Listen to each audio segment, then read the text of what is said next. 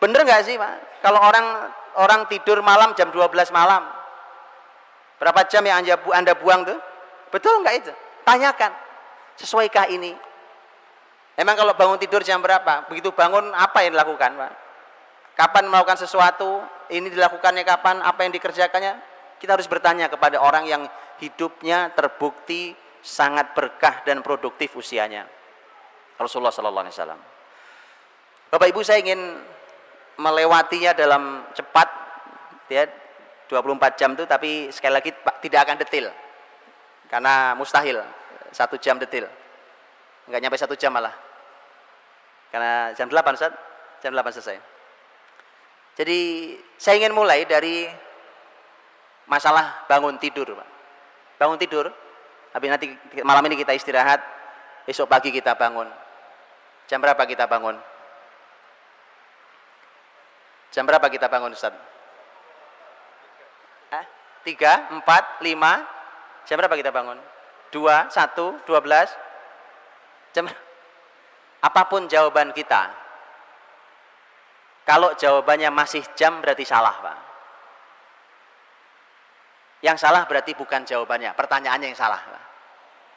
Jam berapa bangun? Jawabannya jam, ya kan? Kecuali pertanyaan itu jebakan.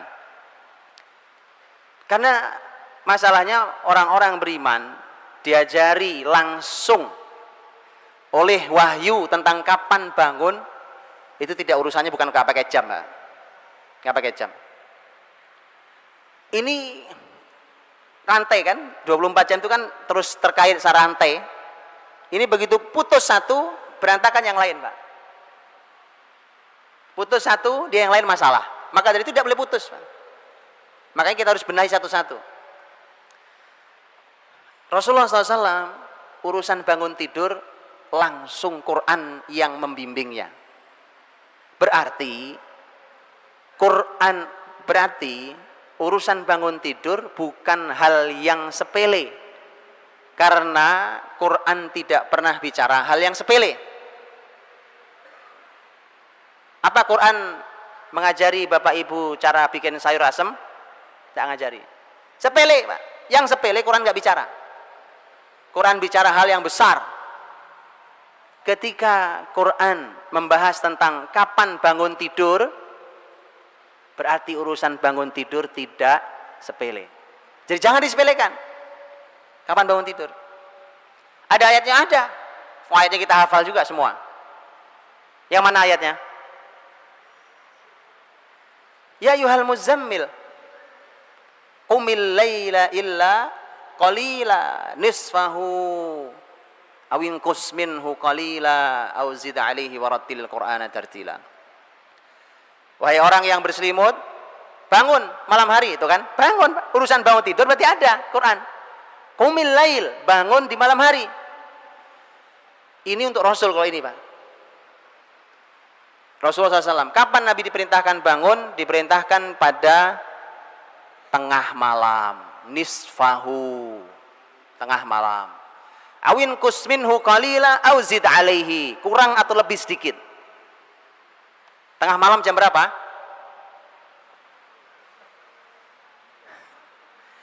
Lihat Pak, lihat. Mari kita lihat. Mengapa hari ini kita tidak berkarya? Mengapa Islam jatuh di tangan kita? Karena waktu Nabi sudah bangun, kita belum tidur. Nabi sudah tidur, kita masih melek. Jadi kemana? Ya, Nabi ke utara, kita ke selatan. Nabi ke barat, kita ke timur. Nggak pernah ketemu kita sama Nabi. Lihat ya. Tengah malam jam berapa? Gampang caranya. Karena malam dimulai dengan adzan maghrib dan malam diakhiri dengan adzan subuh. Dihitung dibagi 2, itu namanya setengah. Nisfahu, tengah malam Pak. Tengah malam Nabi sudah bangun. Kita baru tidur. Kesalahan pertama. Jadi Bapak Ibu, saya pengen Bapak Ibu pegang pulpen kertas gitu. Salah satu ini, salah 2, nanti kasih contreng salah gitu Pak. Untuk mencocokkan. Pulang, lo kok salah semua, itu lain ceritanya. Mudah-mudahan nggak salah semua. Iya. Nilainya ya minimal 8 lah kan. Nilai 5 nggak lulus Pak, nggak lulus. Masalahnya kalau umur itu tidak ada ujian ulang. Udah lewat. Baik. Jadi Nabi SAW diperintahkan Allah bangun di tengah malam. Kalau tengah malam bangun, Pak, Bapak Ibu rahmati Allah, itu kan buat Rasul. Karena memang mukhatabnya, seruan di ayat itu memang untuk satu orang. Ya ayyuhal muzammil, wahai satu orang yang berselimut. Rasul SAW. Baik. Umatnya diminta untuk bangun malam, ya. Kita diminta untuk bangun malam. Wa minal laili fatahajjad bihi nafilatan lak asa yab'atsaka rabbuka maqaman mahmuda. Walaupun itu dhamirnya juga satu orang.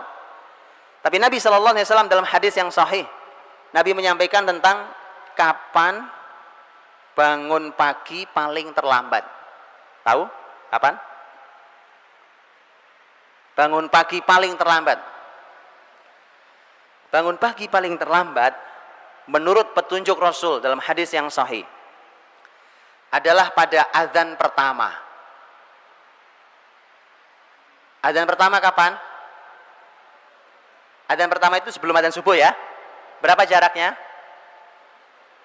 Qadra khamsina ayat. Kisaran 50 ayat dibaca. Berapa menit Ustaz? 50 ayat dibaca. Ya 10 menit. 10 menit Ustaz ya. Karena para ulama mengatakan ini ayat yang pendek, yang sedang, bukan yang pendek, bukan yang panjang. Yang sedang. Ya 10 menit. Paling lama 15 menit. Berarti adzan pertama itu kurang lebih 15 menit sebelum subuh. Itu waktu paling terlambat bangun. Dari mana hadisnya? Hadisnya Nabi SAW pernah menyampaikan tentang fungsi adzan pertama. Kata Nabi, fungsi adzan pertama ada dua. Liyarji' qa'imakum wa yuqidh na'imakum. Agar yang sudah sepanjang malam qiyamul lail segera istirahat. Segera istirahat. Sudah mau subuh. Sudah mau subuh, jadi dia harus segera bangun, harus istirahat lagi. Dia harus segera witir, kemudian istirahat lagi. Karena nanti ada istirahat Nabi SAW di situ. Jadi adzan pertama itu fungsinya yang pertama adalah mengingatkan yang sudah qiyamul lail agar segera istirahat. Fungsi yang kedua, nah ini yang kita bahas, wa yuqidh na'imakum, dan membangunkan yang masih tidur. Jelas? Jadi dalam kamus orang beriman tidak ada kamus tidur kesiangan itu bangunnya. Begitu kan? Kalau sekali waktu karena kelelahan luar biasa pernah terjadi bahkan pada Rasul, itu di perjalanan jihad. Pernah terjadi sekali waktu. Tapi kalau terjadinya setiap hari mah itu mah bukan bangetan namanya, bukan. Sekali waktu terjadi ya. Dan itu ada hukum fikihnya. Kapan orang bangun di situ dia sholat. Maka Bapak Ibu dirahmati Allah SWT, urusan kapan Nabi bangun diatur. Dan kita ternyata diajari oleh Nabi bahwa ternyata orang beriman sudah harus bangun pagi paling lambat kurang lebih 10 menit sebelum adzan subuh. Paling lambat. Kan dia perlu persiapan, mungkin masih sempat sholat witir mungkin. Atau mungkin barang 2 rakaat mungkin sudah masih sempat. Kemudian persiapan untuk sholat fajar, sholat subuh. Cuma bangun qiyamul lail, bangun sebelum subuh, itu sebenarnya pembahasannya bukan kapan bangun, Pak, tapi kapan tidur malamnya. Penting kapan tidur malamnya. Kapan Nabi tidur malam? Itu pertanyaannya, dan itu yang harus kita latihkan di keluarga kita masing-masing. Kapan kita, Pak, disuruh Nabi untuk tidur? Urwah bin Zubair radhiyallahu anhu, ini sepupu Nabi, ini sepupu Aisyah. Sepupu Aisyah radhiyallahu anha, putranya Asma binti Abi Bakar dari suaminya Zubair bin Awam. Urwah ini nanti menjadi ulama besar di kalangan generasi tabi'in. Urwah bin Zubair, beliau waktu sepeninggal Nabi pernah datang, bukan sepupu, keponakan, saya salah bicara, keponakan Aisyah karena anaknya Asma. Sepeninggal Nabi Shallallahu Alaihi Wasallam, Urwah main ke rumah Aisyah karena itu adalah bibinya. Urwah bawa temannya. Selepas sholat Isya seperti ini, kemudian Urwah dengan temannya berbincang-bincang, ngobrol, Pak, karena masih muda, ngobrol. Aisyah dari kamarnya berteriak, Urwah, tidak begitu cara Nabi menghabiskan malam. Nabi tidak suka Nabi tidur sebelum Isya, dan Nabi tidak suka melek setelah Isya. Saya ulang kalimat Aisyah radhiyallahu anha. Sudah jelas ya? Nabi tidak suka tidur sebelum Isya. Tapi Nabi juga tidak suka begadang malam, melek malam setelah Isya, tidak suka. Maka kita tutup pengajian kita sekarang. Udah lewat Isya ini. Kata Aisyah, kecuali ada urusan muslimin yang harus diselesaikan. Tapi namanya kecuali itu enggak setiap hari. Makanya saya tidak sarankan kajian itu pada Isya. Dan saya sudah tidak pernah ngisi kajian pada Isya, kecuali satu pengajian itu pun di masjid samping rumah saya. Saya tidak mau, sudah mau saya. Ini melanggar aturan Rasul. Rasul habis Isya istirahat. Tidur kita. Tidak ada begadang-begadang malam, tidak ada kamusnya. Ini mumpung libur, padahal ada, tidak ada. Subhanallah. Semua yang saya sampaikan ini, Pak, Anda boleh uji dengan ilmu apapun hari ini. Ilmu kesehatan, ilmu kedokteran, psikologi, ilmu apapun silakan diuji, Pak. Anda akan menjumpai inilah mukjizat itu. Ajaib. Tanyakan di sini ada banyak dokter, silakan, Pak. Kualitas tidur ba'da Isya. Hitunglah tidur hanya 4-5 jam. Dengan tidur jam 12 malam, tidurnya sama, 4 atau 5 jam. Jauh kualitasnya. Buktinya gampang. Anda bangun masih lemes kalau tidur jam 12, walaupun udah 5 jam tidurnya. Tapi Anda tidur ba'da Isya, tidak perlu alarm. Boleh dicoba malam ini. Atau besok malam, silahkan dicoba. Kalau saya tidak sarankan yang orang tua, karena orang tua tidurnya memang cepat. Tidur juga sudah makin sedikit. Yang muda-muda nih, yang masih muda-muda wajahnya Masya Allah, silahkan dicoba, Pak. Silahkan coba tidur ba'da Isya, tidak usah pakai alarm. Dijamin, biidznillah, dia akan bangun sebelum subuh. Jadi masalah kita bangun sebelum subuh itu bukan masalah kapan bangun. Masalahnya adalah kapan kita tidur. Karena udah putus rantainya sejak kapan kita tidur, jadi nggak nyambung berikutnya. Baik, jadi ternyata kita diajari Nabi tidur ba'da Isya. Nah, mohon maaf nih, ini kritik saya untuk teman-teman Arab di Timur Tengah sana. Mereka nggak suka tidur ba'da Isya. Ini kepala saya agak error nih, Pak. Kliang-kliang arwah ini. Setiap malam tidur jam 12 saya dari hari Minggu kemarin. Ahad, Senin, Selasa, Rabu, Kamis. Kenapa? Karena setiap kita pertemuan itu pertemuan ba'da Isya. Kalau pagi habis sholat subuh itu seperti kota mati. Saya di Jeddah kemarin, kayak kota mati, Pak. Wah, sepi, kayak kota mati. Apalagi hari libur.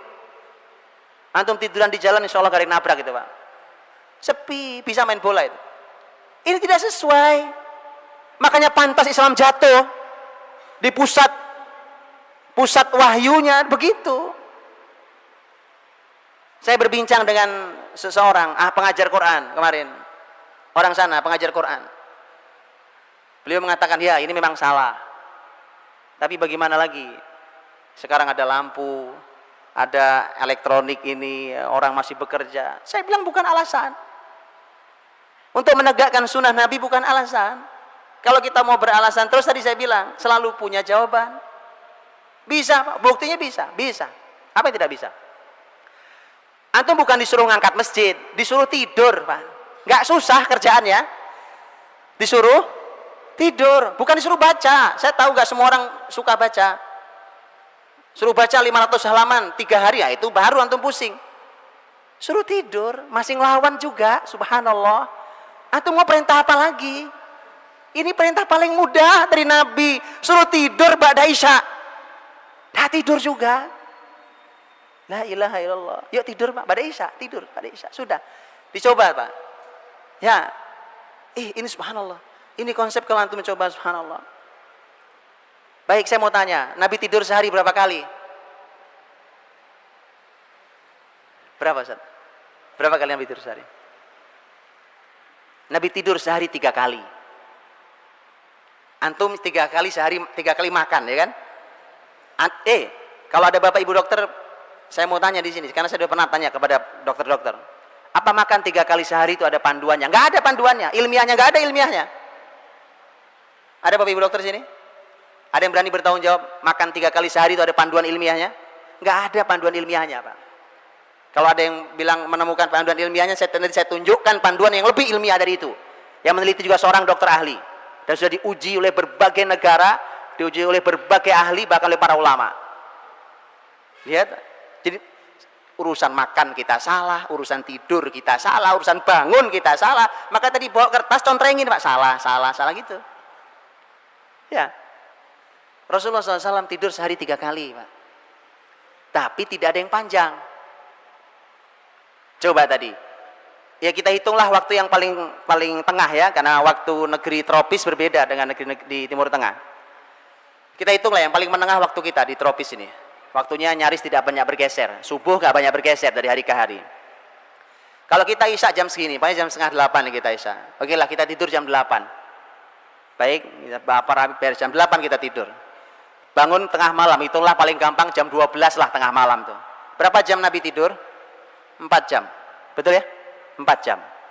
Nabi bangun, Nabi lakukan qiyamul lail di antara aktivitas beliau, karena aktivitas beliau di malam hari itu yang paling utama adalah qiyamul lail dan tartil Quran, walaupun Nabi melakukan hal-hal yang lain. Itu ada banyak kisah yang lain.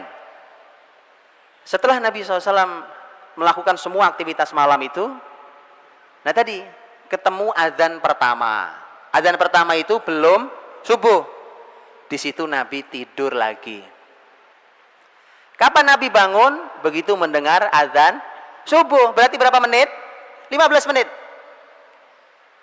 Lihat, ada yang bilang kalau kita yang tidur 15 menit insya Allah bablas Pak subuhnya, ya kan? Itu masalahnya cara tidurnya. Loh, semua itu ada, jangan melihat sesuatu hanya sepotong dibawa pulang, nanti bingung Pak. Lihat kenapa Nabi SAW tidur miring ke kanan dengan bantal tangannya itu memudahkan kita bangun diantaranya Pak. 15 menit Anda bisa bangun. Nabi kadang-kadang hanya tidur-tiduran, tidak tidur, tapi Nabi kadang tidur betulan sampai ngorok-ngorok, mendengkur suara Nabi SAW. Nabi terbangun oleh adzan fajar, adzan subuh, 15 menit. Tidur yang ketiga kapan? Tidur yang ketiga qailulah. Qailulah itu kalau Nabi tidurnya hanya beberapa menit menjelang adzan zuhur. Nabi terbangun oleh adzan zuhur. Itu qailulah. Kalau hari ini sistem yang berjalan bukan sistem Islam, kita nggak bisa. Apa bisa? Bisa. Kalau perusahaan punya saya, pendidikan punya saya buat begitu Pak. Betulan, pesantren punya saya buat begitu. Insya Allah. Antum kalau nanti pesantren saya, ya, pesantrennya baru buka tahun ini ya. Antum pesantrennya lihat, insya Allah kita lakukan itu. Ya, sebelum zuhur semua harus sudah selesai. Aktivitas tidur. Bangunnya pas adzan zuhur. Niru Nabi. Uswatun hasanah liman kana yarjullah wal yaumal akhir wa dzakarallaha katsira. Berarti mulai aktivitasnya pada subuh ya, pada subuh sudah mulai. Nabi itu nanti pada subuh ada aktivitas Pak. Ya, saya mengumpulkan 11 poin. Dari mulai salam, setelah salam assalamualaikum warahmatullah, ya, salam selesai salat subuh itu sampai terbit matahari di dalam masjid itu saya mengumpulkan kurang lebih ada 11 aktivitas Nabi Shallallahu Alaihi Wasallam. Tentu tidak semua dilakukan dalam sekali waktu, dipilih beberapa, sekali waktu ini dan seterusnya. Dah ini Nabi tidur qailulah Pak. Subhanallah, orang kafir yang meneliti tentang bab ini, walaupun dia tidak meneliti hadis, tapi mereka meneliti tentang konsep tidur. Di Amerika itu ada sebuah lembaga namanya National Sleep Foundation. Orang kafir sampai membuat lembaga tidur aja ada foundationnya. Ngurusi tidur ada lembaganya. Lembaga itu termasuk yang merekomendasikan dengan sangat kuat, bahkan mereka memberikan hitungan secara US dollar berapa kerugian perusahaan-perusahaan di Eropa dan Amerika yang tidak mengizinkan karyawannya istirahat di waktu siang itu. Dihitung secara US dollar. Dan mereka ternyata merekomendasikan tidurlah di siang hari walau hanya setengah jam, walau hanya beberapa menit, walau mungkin hanya tidur meletakkan kepala di atas meja, atau mungkin meletakkan kepala bersandar di kursi, tidur sekejap cukup. Begitu diteliti ternyata grafik otak kita ini kerjanya begitu. Kalau sudah zuhur memang sudah turun gitu Pak. Antum paksain pun tidak bisa beraktivitas baik. Sama dengan setelah isya begini Pak. Sebenarnya saya menyampaikan materi begini nggak banyak gunanya. Karena udah turun begini grafik otak Pak. Itu udah otak tidur dipaksa bangun. Ini mohon maaf saya. Jadi saya mohon maaf ya Pak. Jadi kepala otak sudah harus tidur dipaksa bangun. Tidak efektif. Jadi Rasul sehari tidur 3 kali Pak. Ini kalau dicoba, terakhir kemarin saya dapat ilmunya. Ini teman saya ahli herbal Pak. Beliau bilang, yang menjaga qailulah dijamin tidak terkena serangan jantung. Saya tidak tahu ilmunya, ini yang orang-orang kesehatan. Kalau ini benar, subhanallah, subhanallah Pak. Hari ini jantung, penyakit jantung itu menghantui semua orang. Subhanallah. Resepnya gampang, menghidupkan sunnah Nabi qailulah. La ilaha illallah, ya kan? Jadi maka dari itu ini tidur, Pak. Baik, Rasulullah SAW kalau beliau sudah bangun di malam hari tadi, kemudian sholat subuh berjamaah dengan Nabi SAW, ya, kalau disebut sholat untuk laki-laki memang di masjid tempatnya, Pak, di masjid tempatnya, tidak di rumah, kecuali ada uzur syar'i, sakit umpamanya, ya. Kalau laki-laki ya di masjid, ya, kalau perempuan kata Nabi boleh di masjid, boleh di masjid, tapi kalau mau bicara yang utama di rumah, tapi artinya bahwa laki-laki di masjid, Pak. Untuk itulah anak-anak kita yang laki-laki mohon dibawa ke masjid, Pak. Gak ada ceritanya laki-laki sholat di rumah, di masjid, suruh ke masjid, Pak. Bicara tentang kebangkitan Islam, peradaban Islam, Allahu Akbar, ya kan, setelah subuh gak kelihatan di masjid. Mana mau bicara peradaban Islam? Tidak ada, Pak. Salahuddin Al-Ayyubi mengukur apakah muslimin siap menghadapi pasukan salib itu diukur dengan berapa yang hadir di sholat subuh di Masjid Al-Umawi di Damaskus. Beliau ukur, oh masih beberapa saf, nggak bisa menang jihad, nggak bakal. Ditunggu penuh oleh Salahuddin, baru diumumkan jihad. Lihat, Pak. Kita ini kadang-kadang bicara cuma teriak-teriak jihad, ya kan, takbir, kebangkitan apa. Kita sholat subuh di masjid. Sholat di masjid. Jadi kalau disebut sholat di masjid, Rasulullah SAW di masjid dengan para sahabat. Bahkan Jabir bin Samurah radhiyallahu anhu menyampaikan bahwa karena Nabi SAW idza shallal fajr jalasa fi musallahu hatta tatlu'a asy-syamsu hasana. Nabi SAW kalau sudah sholat fajar, sholat subuh, fajar itu subuh, beliau duduk di tempat beliau sholat, artinya di masjid. Beliau duduk di masjid, Masjid Nabawi, sampai terbit matahari dengan terang. Ini kebiasaan beliau tiap pagi, kecuali ada aktivitas mendadak yang lain baru Nabi keluar. Tapi kalau tidak, Nabi begitu. Kita susah menghidupkannya, apalagi di kota macet, ya. Di kota macetnya, apalagi kayak saya, Pak, di Jakarta, Masya Allah.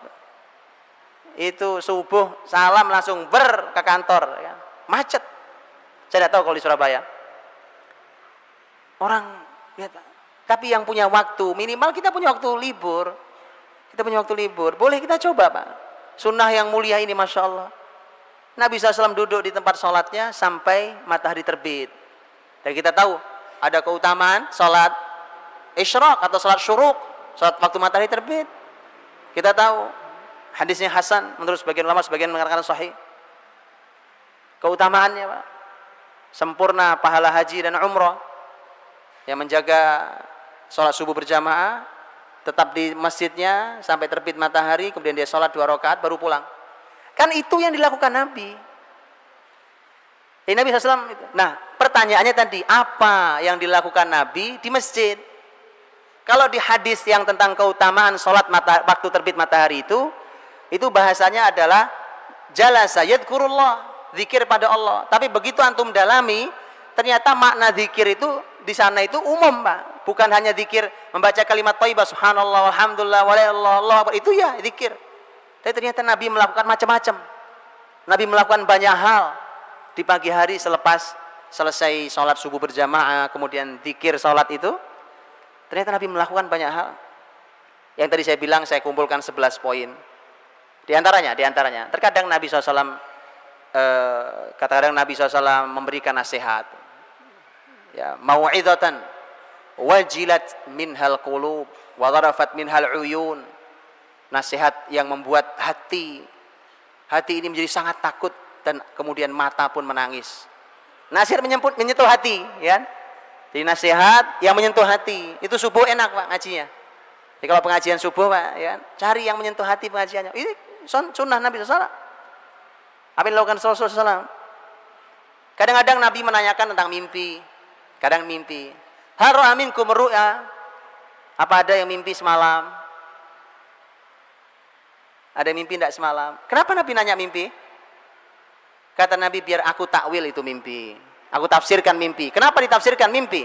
Karena ada hadis Nabi SAW, di mana Rasul pernah menyampaikan bahwa tidak tersisa, la tabqa minan nubuwati illal mubasysyirat. Tidak ada yang tersisa dari kenabian kecuali kabar gembira, kabar gembira. Dan kabar gembira al-mubasysyirat itu kata Nabi adalah ar-ru'a as-salihah, mimpi yang baik. Makanya mimpi dalam Islam itu sebagian mimpi, tidak semua, sebagian mimpi ada takwilnya, ada tafsirnya. Tapi hati-hati, ntar habis ini pada nyari tafsir masing-masing, saya takut jatuh ke dukun. Di Indonesia susah dibedain dukun sama bukan dukun, karena kita nggak berilmu, jadi kemudian susah bedainya. Hati-hati, di sini banyak yang menafsirkan mimpi di Indonesia ini, ya, tapi dukun. Nanti musyrik kita. Rasulullah SAW melakukan banyak hal. Kadang Nabi absen sahabat. Kata Nabi, ada yang sakit enggak? Ada yang meninggal enggak di antara kita? Absen pagi-pagi. Jadi masjid itu memang tempat absen. Loh, kalau ini masjid, lingkungan di sekelilingnya, kan yang jamaah kan itu juga, Pak. Iya, Pak. Iya kan, subhanallah. Kita gampang absennya. Oh, hadir, Pak. Oh, ada, ya kan? Itu absensi terbaik, Pak, waktu sholat subuh itu. Jadi kalau Anda mau milih karyawan, ini saya sarankan nih caranya. Gak usah pakai macam-macam. Ya, Anda mau cari pakai ilmu, pakai psikotes sekalipun bisa nipu, itu gampang. Apalagi panduan untuk ngisi psikotes banyak di toko-toko buku, ya kan? Gampang caranya, Pak. Anda amati beberapa waktu, sebulan atau berapa, terserah, ya kan? Sholat subuhnya di masjid bolong apa enggak gitu. Angkat jadi karyawan. Kalau sudah oh ilmunya sudah, keahlian sudah, lihat sholat subuhnya, Pak. Insya Allah Anda akan mendapatkan karyawan yang luar biasa. Ini yang punya perusahaan-perusahaan, ya kan? Yang punya ini. Mau milih mantu juga sama. Sama, ya kan? Bapak yang memilih mantu, ya, mantu laki-laki, Pak, terutama, Pak. Sholat subuh nggak pernah kelihatan, jadi mantu nyusahin nanti. Betulan ini. Baik, ya. Oh, ini panduan, Pak. Nabi ngabsen. Kata Nabi, siapa yang sakit? Siapa yang meninggal di antara kita? Subhanallah, ya. Banyak aktivitas Nabi SAW di pagi hari pada subuh itu. Nabi melakukan banyak hal. Dari 11 poin. Baik. Selepas itu, tentu sekali lagi saya tidak sampai detail, ya. Saya hanya berikan contoh-contoh. Begitu terbit matahari, kita tahu ada sunnah. Ada sunnah untuk salat tadi. Ya, salat sunnah al-isyraq atau asy-syuruq. Selesai itu Nabi keluar dari masjid. Kemana pergi? Pulang. Nabi pulang. Nabi pulang, Nabi temui istrinya satu persatu. Karena istri Nabi tidak satu persatu diketuk pintunya. Begitu Nabi datang sebagai seorang suami terbaik yang pernah dijumpai oleh seorang perempuan. Nabi senyum, Nabi ucapkan salam, Nabi tanya apa kabar, Nabi tanyakan apa kegiatannya, apa yang dilihatnya, dan seterusnya. Kadang Nabi menyampaikan nasihat ringan, kadang sekedar duduk bercengkrama. Subhanallah. Istri Nabi tidak satu, tapi semua terperhatikan. Lah kita nih istri cuma satu aja kok nggak keurus. Mari, Pak, belajar sama orang terbaik. Ini salah satu hikmah mengapa Nabi istrinya banyak. Memberikan contoh, Pak. Istri banyak, Nabi semua terurus. Semua luar biasa. Semua wanita istimewa. Kita satu aja ngeluh nggak bisa didiknya. Salah berarti, Pak. Ya, jadi Rasulullah SAW ketuk pintu satu-satu rumah istri, ditemui satu-satu. Selesai pindah lagi temui satu-satu, karena rumahnya tidak berjauhan. Ketuk pintu satu-satu. Kalau rumahnya berjauhan ya ini resikonya susah, ya kan? Paling bisa nelpon. Nabi kadang-kadang bertanya kepada istrinya, seperti cerita Ummu Salamah radhiyallahu anha, juga Aisyah radhiyallahu anha. Nabi bertanya kepada mereka, hal indakum syai'? Lihat pertanyaan Nabi, subhanallah, lihat pertanyaannya. Hal indakum syai'? Apa kamu punya sesuatu? Ngerti maksudnya? Apaan? Nanya sarapan. Nabi tidak nanya ada makanan enggak, ada sesuatu enggak? Sesuatu. Dalam bahasa Arab kata syai' nakirah pula. Nakirah itu tidak definitif, tidak ada alif lam nakirahnya. Syai' nakirah. Sepele, sesuatu yang sepele. Apa sajalah, apa saja. Karena syai' itu sesuatu yang tidak definitif, tidak definitif. Jadi apa saja, sepele. Kadang-kadang Aisyah pernah bercerita, Ummu Salamah pernah bercerita. Kadang-kadang mereka mengatakan, nggak ada ya Rasulullah. Rumah Nabi nggak punya makanan pagi hari. Manusia terbaik itu nggak punya makanan.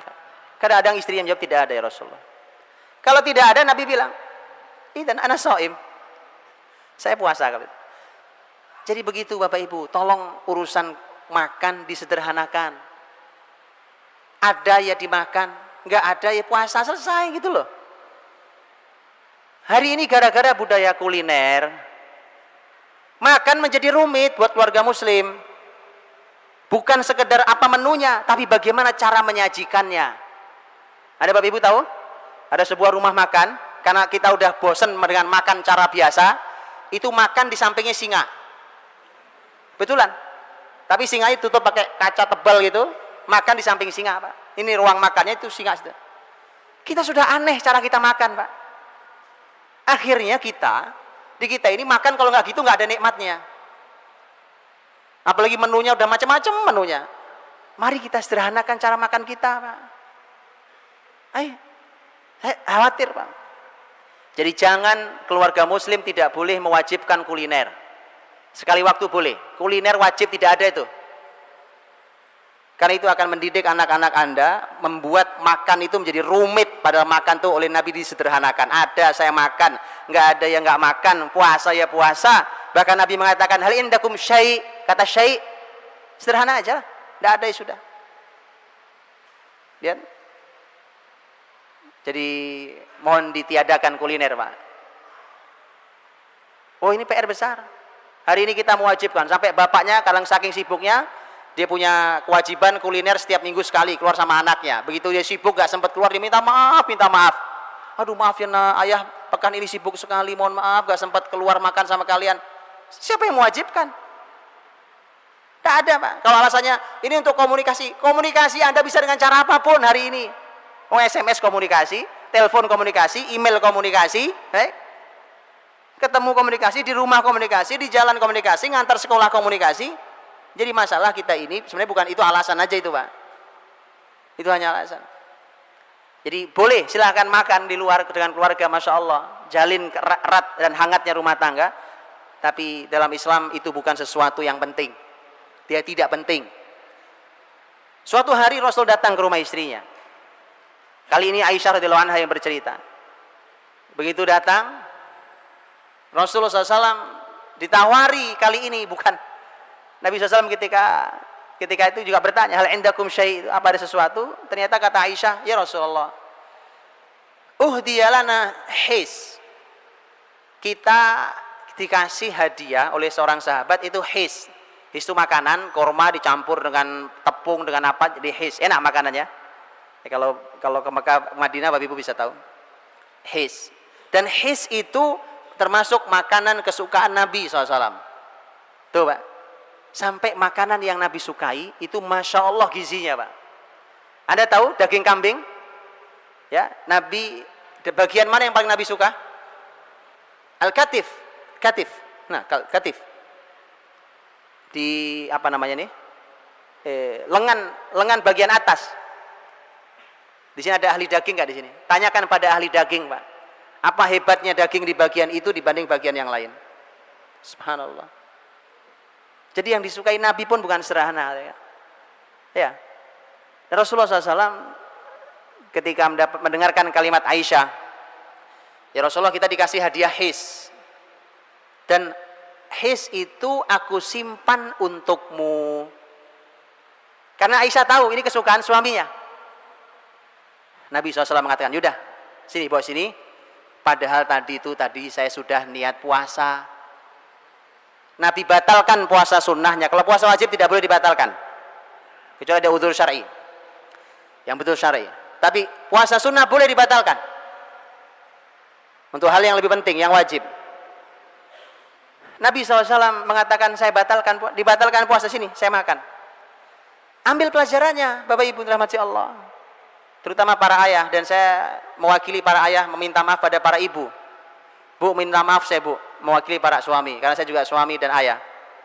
Minta maaf kadang-kadang bapak-bapak ini kan, begitu pulang kerja udah capek, ya udah malam, pamannya ada makanan di rumah, istrinya bilang belum makan ya, udah disediakan, aku udah makan di luar. Oh ya sudah. Bapak-bapak tahu, sekedar saya sampaikan perasaan seorang wanita Pak. Itu begitu bilang ya sudah itu ngenesnya sampai besok malam itu. Kadang-kadang gini loh Pak, Anda jangan sepelekan, ada makanan di meja makan kita. Itu makanan untuk sampai di meja makan, itu bisa jadi persiapannya sudah 2 minggu itu. Betul Bu? Suatu hari seorang istri ingin menyajikan makanan yang paling dicintai suaminya.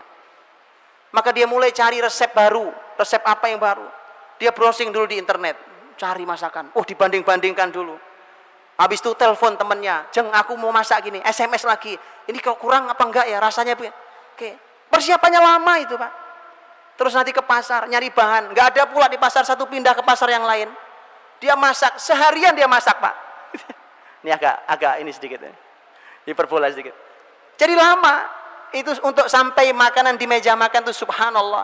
Itu melibatkan waktu, tenaga, hati, dan cinta. Enggak gampang Pak. Begitu pulang tahu-tahu suaminya bilang, aku udah makan sama teman-teman di luar. Ya Allah, makanya saya minta maaf nih Bu, mewakili para suami. Para ibu mohon maafkan kami, kadang-kadang laki-laki nggak punya rasa. Yang beginilah kami diciptakan Allah SWT kan. Jadi mohon dimaafkan. Insya Allah mulai malam ini kita akan belajar Bu. Sentuhlah makanan itu, makanlah itu. Ucapkan kalimat yang mulia. Siapa yang masak nih? Aku yang masak. Luar biasa istriku ya kan. Subhanallah ya kan. Masalah rasanya nggak jelas itu nomor sekian Pak. Iya, loh, nggak boleh menghina makanan kan? Ini Rasulullah SAW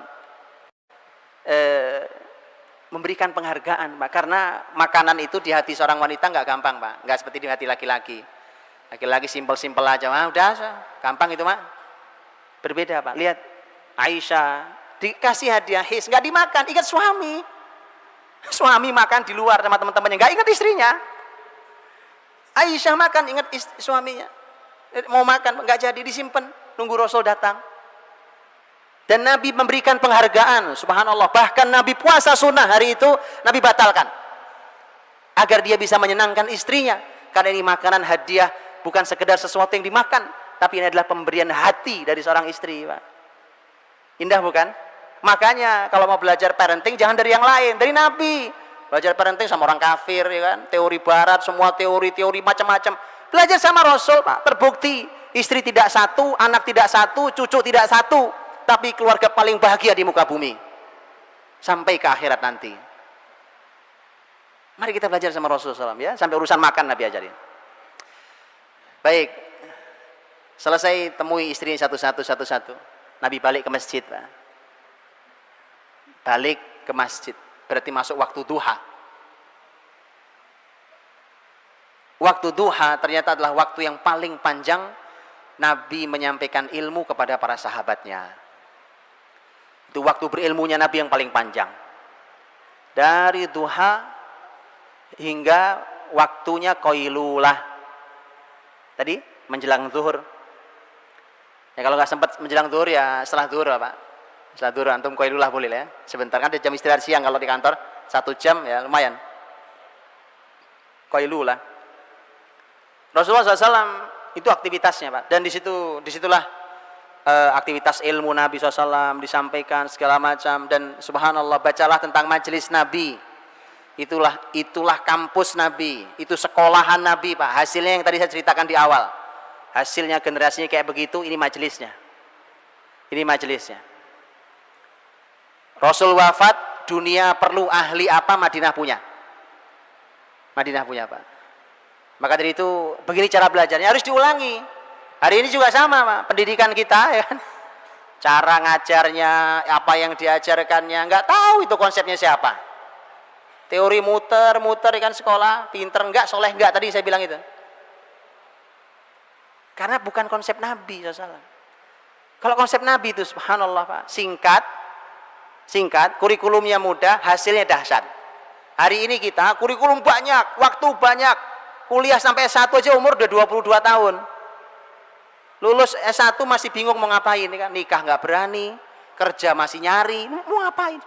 22 tahun Muhammad Al-Fatih jadi sultan.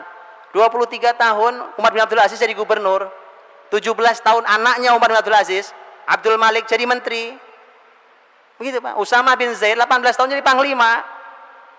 Abdullah bin Abbas 15 tahun jadi staf ahli negara kekhilafan Umar bin Khattab.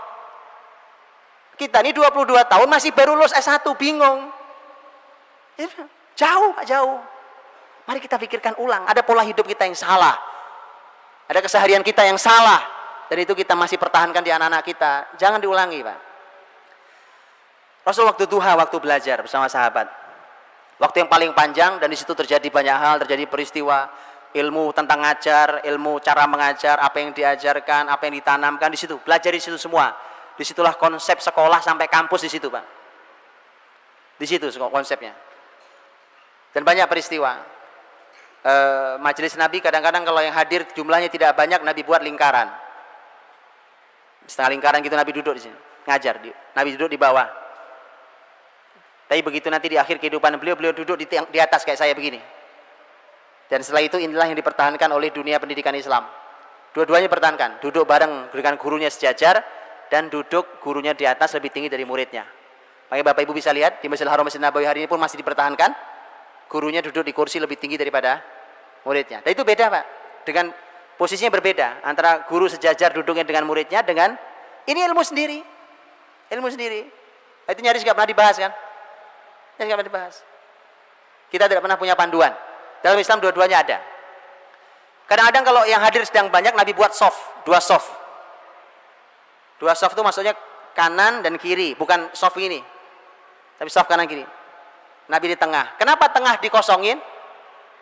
Fungsinya adalah kalau ada orang yang datang ke Rasul untuk keperluan bertanya atau keperluan yang lain, dia boleh memotong majelis Nabi. Dia langsung datang ke tengah, mendekat ke Nabi, duduk di depan Nabi, langsung bertanya. Setelah itu dia boleh pergi karena punya keperluan yang lain. Subhanallah, majelis Nabi indah. Nah, disitulah kemudian kualitas para sahabat Nabi juga beda-beda. Karena kadang-kadang seseorang tidak bisa hadir setiap hari, ada yang setiap hari hadir, bahkan bukan setiap hari, setiap saat bersama Rasulullah SAW. Seperti Anas bin Malik, Abu Hurairah radhiyallahu anhuma. Baik, begitu sampai Qailulah, Nabi Qailulah, istirahat. Bangunnya zuhur. Begitu selesai zuhur, kita tahu zuhur, Nabi SAW zuhur.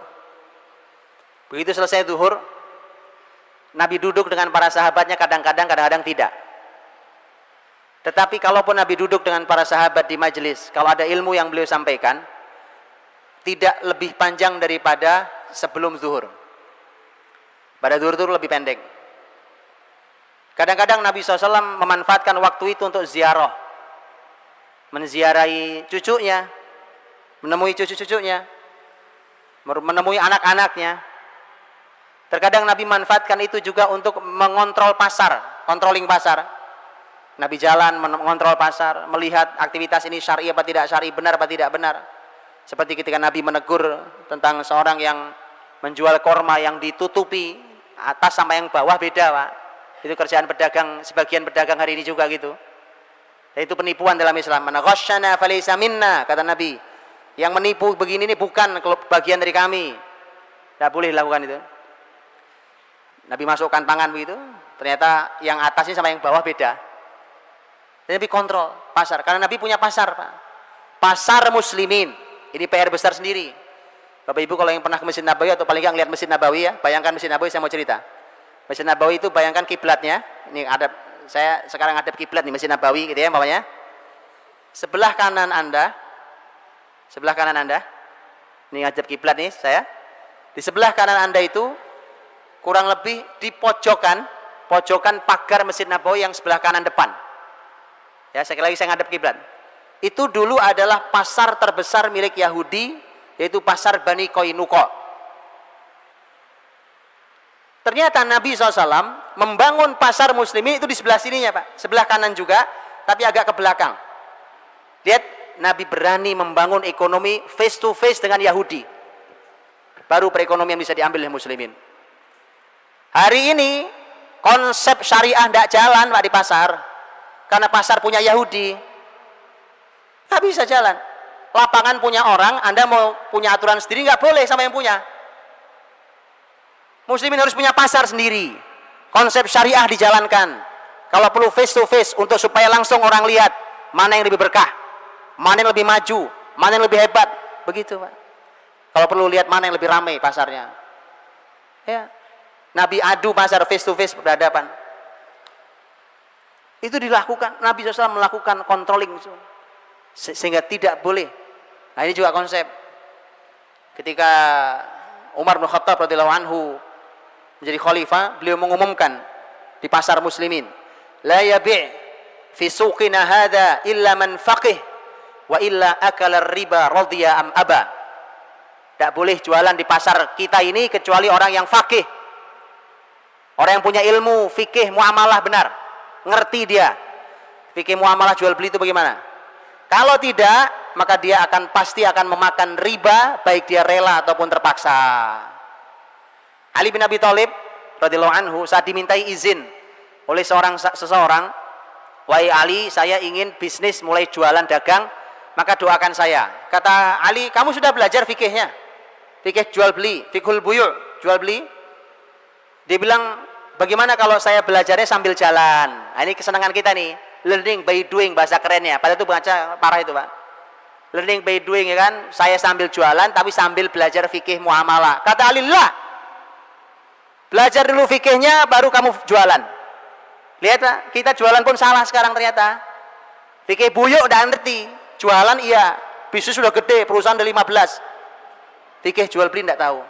Akhirnya kita makan yang haram, baru begitu uang haram banyak kita bingung datang ke Ustadz. Gimana Ustadz? Banyak duit haram di saya. Kemarin enggak mau belajar. Disuruh belajar susah, kan? Begitu sekarang sadar dia bingung. Sudah bingung, yang haram sudah terlanjur banyak, menarik keluarnya susah pula.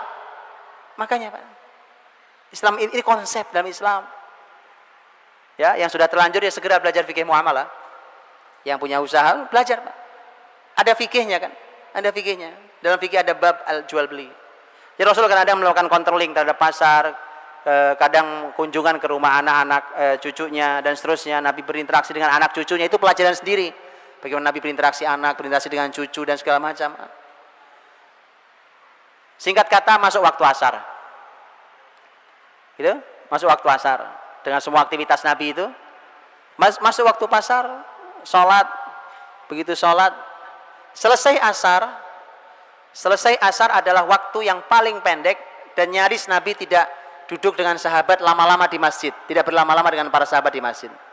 Sudah lelah seharian Pak, sudah lelah seharian, sudah beristirahat, waktunya istirahat. Pada asar Nabi SAW sudah tidak banyak beraktivitas di masjid dengan para sahabatnya, tidak duduk lama lagi. Kalau pada itu pun hanya perlu, kalaupun perlu saja, ya, kecuali kalau Nabi punya program pelajaran sehari, karena Nabi pernah punya pengajian 1 hari full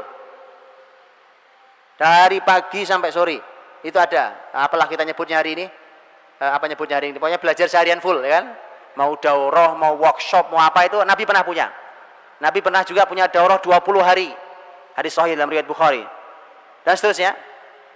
Jadi Nabi SAW kalau sudah sore, sudah pada asar itu sudah tidak terlalu banyak kegiatan. Apa kegiatan beliau? Kegiatan beliau tadi bersilaturahim, berkunjung. Kadang-kadang ada sahabat datang ke beliau, ya Rasulullah, ini saya mau menyembelih onta, tolong disaksikan. Jadi para sahabat senang apapun disaksikan Nabi, berkah Pak. Dikunjungi orang-orang soleh, makanannya dimakan sama orang soleh. Makanya ada doanya, akala ta'amakumul abror, ya, makananmu dimakan oleh orang-orang baik. Berkah makanan kita ya Pak, kasih makanan orang-orang baik itu. Dia senang sahabat. Nabi datangi untuk itu ya, untuk motong onta, motong kambing, sampai masak, sampai makan bersama dan seterusnya. Nanti kadang berkunjung ke rumah sahabat yang lain. Kadang Anas pernah meminta Nabi untuk berkunjung ke rumahnya, untuk Nabi sholat di rumah Anas. Ini nggak pernah kita lakukan ya Pak. Minta orang yang soleh nyolati rumah kita Pak. Belum pernah kita lakukan ya. Itu Anas pernah minta Pak. Pernah minta. Nah, sore hari menjelang maghrib, Nabi melakukan aktivitas yang sama dengan yang Nabi lakukan setelah terbit matahari. Apa itu? menemui istrinya satu persatu. Subhanallah. Beginilah bahagianya rumah tangga, Pak. Ada istri yang oleh suaminya disapa dengan sebagai seorang suami terbaik 2 kali dalam sehari. Mengawali hari dan menutup hari. Makanya para istri selelah apapun kalau begitu nikmat Pak kerjanya di rumah, ya kan, nyaman. Oh, Masya Allah, beban istri nggak sederhana. Tapi kalau suami memberikan yang terbaiknya, Masya Allah, istri semangatnya luar biasa. Nabi temui satu-satu. Cuma kalau yang sore ini agak berbeda. Bedanya adalah kalau Nabi tidak cukup waktu, umpamanya tadi nemeni sahabat motong kambing, kan lumayan motong kambing, nguliti, masak, kan butuh waktu itu. Kalau waktunya tidak mepet maghrib, maka Nabi tidak mengunjungi satu-satu. Tapi Nabi langsung ada di rumah istri yang dapat jatah malam itu. Kan jatah malam digilirkan. Istri yang punya jatah malam itu Nabi langsung di situ. Nah, semua istri sudah tahu, oh Nabi nggak datang nih karena berada kesibukan, maka semua istri kumpul di rumah itu. Duduk bersama bareng-bareng, Masya Allah, seorang suami, istri sekian, ya kan? Duduk bareng-bareng, bercengkrama bersama, berbicara, bercanda, makan bersama, subhanallah. Nikmat bukan? Nanya doang saya, Pak. Saya juga nggak pengalaman masalahnya. Ya.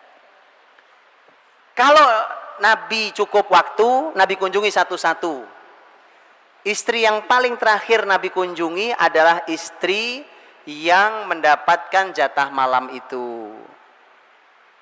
Jadi rumah tangga itu ada aturannya, ada konsepnya, ya. Subhanallah, sudah jam 8, Pak. Udah habis waktunya. Baik, saya tutup kalau begitu, bahwa kalau sudah maghrib kita tahu ada panduan dalam Islam tentang masalah maghrib ke isya, malam setelah terbenam matahari itu sudah tidak ada aktivitas. Semuanya sudah tinggal ibadah di situ. Kalau ada makan tentu ada makan di sana. Kadang-kadang makan Nabi, kadang-kadang ba'da maghrib juga makan. Terus begitu sampai kemudian tadi sudah langsung ba'da isya. Bahkan juga ada anjuran menunggu maghrib sampai isya, kita tahu. Dan isya Nabi setelah kita tahu, Nabi SAW selesai sholat isya, Nabi langsung tidur. Kecuali ada urusan muslimin. Dan isya itu ada satu sunnah yang kita perlu mencobanya, tapi mohon mencobanya setelah ilmunya ada, disampaikan juga ke masyarakat biar nggak jadi fitnah. Yaitu apa? Nabi SAW, muadzin Nabi SAW, Nabi punya 2 muadzin, Bilal dan Abdullah bin Ummi Maktum. Kalau muadzin Nabi sudah adzan waktu isya, itu Nabi dari rumahnya tinggal ngelihat ke masjid, kan tinggal buka aja, Pak, ya kan? Di masjid lain juga nggak jauh. Kalau di masjid para sahabat sudah berkumpul banyak, Nabi segera keluar untuk segera sholat isya, kemudian selesai pulang istirahat. Tapi kalau Nabi lihat dari rumah kok sepi, rumah sahabat kok pada belum banyak datang, ada saja mungkin aktivitas apa segala macam, maka Nabi menunda sholat isya sampai tengah malam, baru sholat isya berjamaah di masjid. Dan Nabi bersabda, laula an asyqa ala ummati la amartuhum bi ta'khiri salatil isya'i ila nisfil lail. Kalau tidak memberatkan umatku, pasti aku perintahkan mereka untuk mengakhirkan salat isya sampai tengah malam. Jadi khusus untuk salat isya. Dengan hadis ini maka ternyata waktu utamanya ada di tengah malam itu, tapi tetap harus berjamaah. Gak boleh tengah malam sendirian di rumah. Sahabat sholat di masjid, ya, karena laki-laki. Jadi sahabat kalau sudah mulai beranjak malam, nanti sahabat datang ke Rasul, ya Rasulullah, para wanita sudah tidur, anak-anak juga sudah tidur, mari kita sholat isya, kita belum sholat isya. Sholat isya berjamaah di masjid sudah tengah malam. Pernah nyoba di sini? Belum ya? Rasakan, Pak, sholat isya di tengah malam berjamaah di masjid, rasanya beda banget. Betul, ini sunnah Nabi SAW. Bahkan tadi dengan hadis itu, maka ternyata waktu kalau sholat wajib yang lain waktunya di awal waktu utamanya. Untuk sholat isya Nabi mengatakan kalau tidak memberatkan umatku, aku perintahkan mereka untuk mengakhirkan sholat isya sampai tengah malam. Wallahu a'lam bishawab. Mudah-mudahan yang sekilas bisa memberi gambaran. Kalau detailnya ya perlu waktu cukup panjang. Wallahu a'lam bishawab.